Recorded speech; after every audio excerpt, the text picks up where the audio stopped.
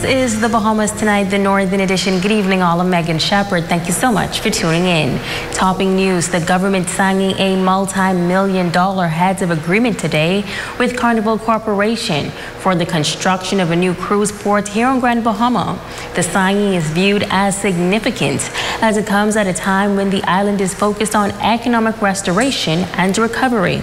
Here is Jamila Mizik. The governments of the Bahamas and Carnival Corporation signing a heads of agreement for a $100 million cruise port project in Sharp Rock, Freeport, Grand Bahama.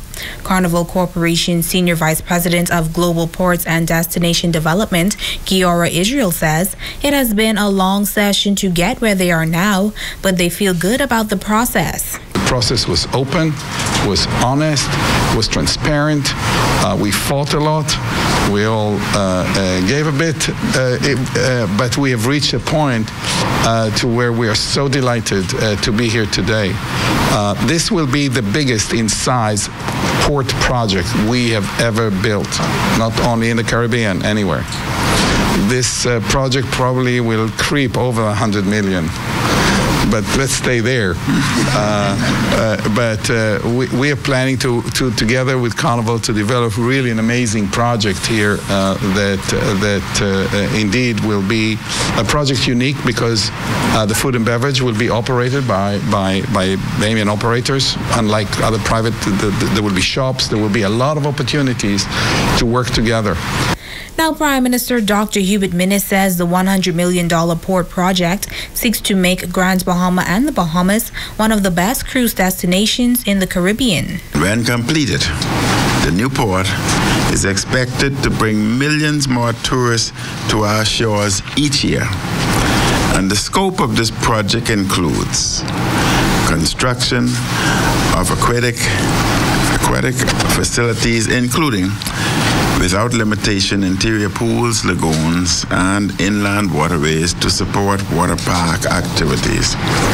Construction of a lighthouse and fort structure for recreational purposes only.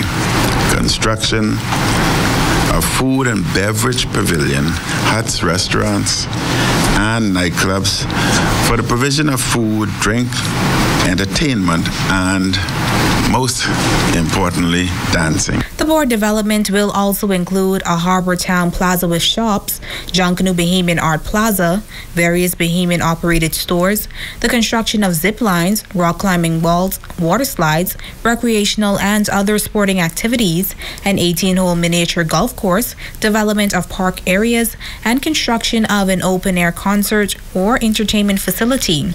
Now, Israel says they do not believe that the storm will materially impact their opening date or start of construction. Because we never stopped working, and we never stopped working with government or the Port Authority, even during the storm. Maybe for 10 days we didn't. Maybe for 10 days we were busy dealing with life and death, unfortunately. So government, the Prime Minister and other members of government were busy with matters of obviously a national emergency. But immediately once things have started stabilizing, government was immediately there.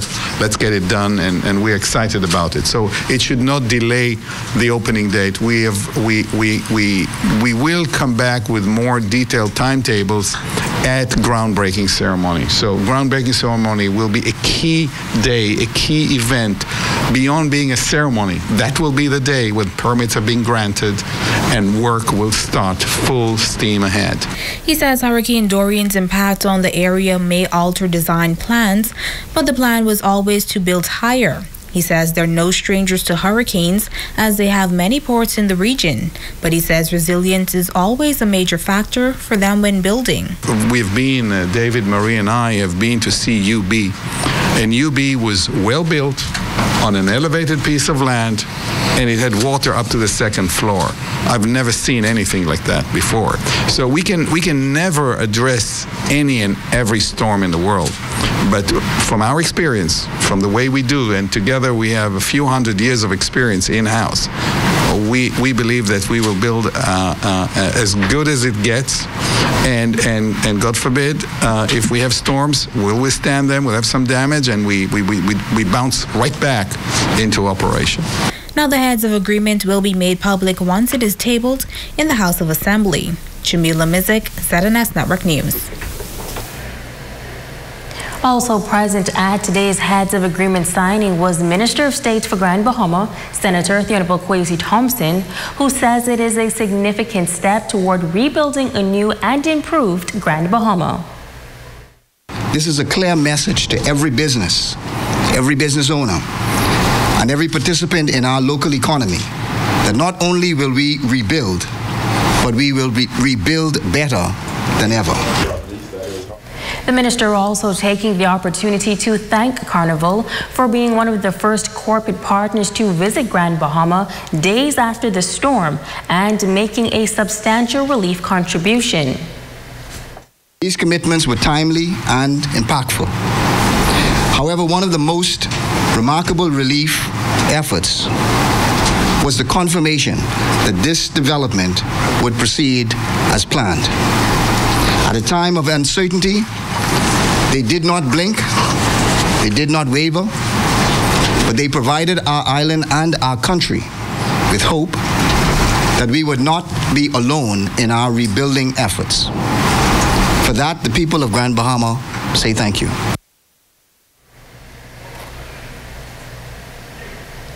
Port Lucaya Marketplace closed until further notice. Management issuing a statement this week indicating that a structural engineering company inspected the Port Lucaya Marketplace and the property is currently deemed unsafe for public access due to the fact that various buildings have structural damage.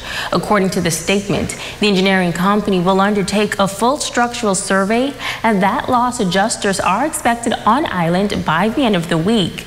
Management says they are working to get Port Lucaya Marketplace up and running for the good of employees, tenants, patrons, and the Grand Bahama community in the shortest possible time. In other news, Equinor's South Riding Point Terminal giving a bit of an update on cleanup efforts following that oil spill at the East End Terminal. Officials say more than 250 people and large-scale equipment are now engaged in oil recovery efforts and that the terminal area is currently on track to be cleaned from freestanding oil within 2 to 3 weeks. Plans for how to address the outside area are being matured in dialogue with local authorities. They say more than 6,000 barrels of oil have so far been recovered and work continues with vacuum trucks, absorbents, and other equipment. Addressing the natural area outside the terminal is also high on the agenda, and this work requires additional government approvals and permits. Now, according to the statement, aerial surveillance has covered most of the offshore areas near Grand Bahama and Abaco without any confirmed observations of oil on water. The surveillance continues with shoreline assessments, which requires surveys by foot and boat by trained oil spill experts. The oil spill recovery operation is being closely monitored by environmental experts, monitoring the soil and fauna. Mitigating equipment and plans are in place should the spill have any other further effects. The Public Treasury advises the public that their office in the National Insurance Board is now open from 9 a.m. to 1 p.m. Government retiree pension checks for the month of September are now available for collection. Checks previously processed before Hurricane Dorian are also available. The Public Treasury advises that no other transaction will take place until further notice. An international relief and development agency partnering with the YMCA in Freeport to provide some 10,000 gallons of water to Grand Bahamians daily, existing in some 45 countries around the world in response to natural disasters. Mercy Corp has been on the ground since September 4th, providing relief assistance. Executive Director of the YMCA, Karen Johnson, and Senior Africa Representative Jamila White say they're happy to provide drinkable water to the island. It was a grand initiative that they came with, and we're just very, very happy to be a part of this. Persons are able to come by. We have 5-gallon bottles per family and take advantage of this awesome opportunity. Well, the water just started being distributed today. People are coming in droves. They seem pretty happy with it. They say it tastes good, and we're just happy to help and support them. Now, 2 local youth organizations have also joined the Mercy Corp to provide delivery services to elderly persons with disabilities and special needs in the surrounding areas. We are working, like my compatriot here said, we're working in collaboration with the Port Authority and Environmental Health Services, and we're going to make sure that people have more and more access to water that's safe here on the island. It doesn't have to be brought and bottled in and paid for. So we're going to be here for a while and working with our partners to make sure that it's covered until this island is whole again. The international group is also setting up water distribution hubs in other communities. Now, Sunland Baptist Academy, the victim of an online scam, asking GoFundMe donors for contributions to the school's needs. Today, the leaders of the church-based school is speaking out against those committing such acts for personal gain. Rumiko Knowles has more. Those who are doing it, they need to stop it. They need to stop it because there are so many people out here that are hurting right in Grand Bahama. And for you to just go and take the resources that should be dedicated to someone who is in need, I feel is very wrong. I feel is very evil. The GoFundMe account attempting to raise some $10,000 for the school was created on September 8th. Once he was made aware of the account, Pastor Laquez Williams moved quickly to report it. I got a call from the school. And my principal, she called, she said, Pastor, I've found this information online that's been circulating. So she sent it to me to verify that someone was using the school's name, Sunland Baptist Academy, and wanted to raise some donations for the school. Now, to my knowledge, as far as I know, the school fared pretty well. So far, a total of $100 has been donated. Pastor Williams says he's disheartened that someone would take advantage of persons' generosity and use it for self-gain. My thing is, we have to be very careful in times like these. There are many people who are innocently, people who are trying to take advantage of other people's hurt. So even during this time, I say, even to those who want to give, you have to be very careful and make sure you do your research, because there are many people who doesn't have the same heart or preying upon people's heart of compassion during this time as they want to give and help those who are in need. Not those who want to be greedy, but those who really are in need. Whilst he does not have a problem with persons giving to those in need, he says we must be careful when giving. We have partners who call us on a daily basis to see how they can help and be of assistance to us. But one thing they want is accountability. And when you're using someone else's name in vain, that's a problem. That's a big problem. Rumiko Knowles, ZNS Network News. In other news, an apartment complex in South Bahama, the scene of an apparent murder and an attempted suicide. The victim in the case, a young mother. The suspect, her boyfriend, a well-known coach and physical education teacher. Police on Grand Bahama called to a condominium complex off Pinta Avenue Tuesday evening, shortly before 9 p.m., responding to calls of a domestic dispute. Family members of the victim also on scene, many embracing each other as they cried out for the victim. Officer in charge of the Central Detective Unit, Detective Superintendent Brian Roll, explains the particulars of the scene upon arrival. On arrival, officers discovered the lifeless body of a female who appeared to have had a number of stab wounds about the body. And trying to get to that female, there was a male who was also present, who threatened to jump from this establishment, this apartment complex rather. That male, on seeing the police, and the police attempting to prevent him from jumping, eventually jumped, bringing injuries to himself. He was taken by ambulance to hospital, where he is currently being tended to by doctors. A number of ambulances were in and out of the condominium complex throughout the evening as police conducted their early investigations. It was a couple, age range in the 30s. I don't have no information in regard to them being married, but I think they were living together. It's common law. Roll noting that this is a tragic incident following an already tragic situation on this island. And this is another sad event for us here. It's one of those events that you hope and wish that you could prevent. But unfortunately, you can never predict something like this. Now the suspect is currently listed in critical condition.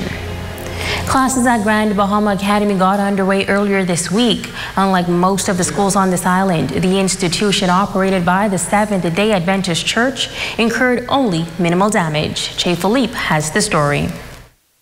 Grand Bahama Academy was one of the schools on the island that received very little hurricane damage.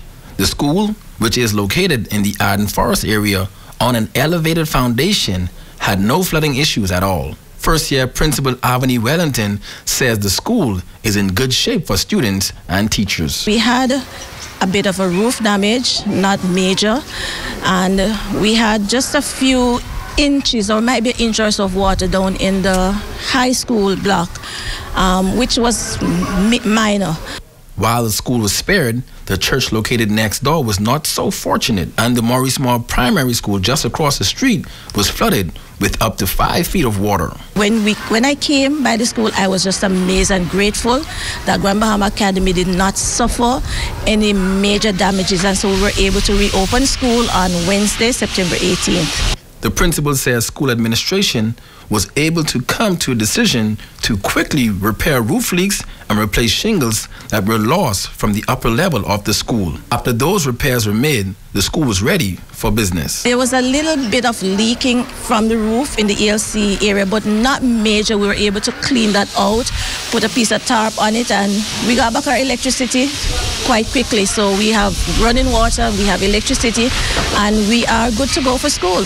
Like most schools on the island, there were families that elected to relocate from Grand Bahama after their homes and businesses were destroyed, which resulted in students leaving. We have a number of our students who have relocated. Some have gone to Nassau, some have gone to the US, some have gone to Canada. So we are not exactly sure what our enrollment is going to be like. We are hoping that by Monday we will have all of our students return to us. We do have space in our primary school and a few grades in the high school. We could take more students, so we are available for anyone. On the bright side, the school has been preparing free breakfast right on campus for students every morning before the start of classes. I'm Jay Philippe, ZNS Network News. Stay with us, there's more news right after this break.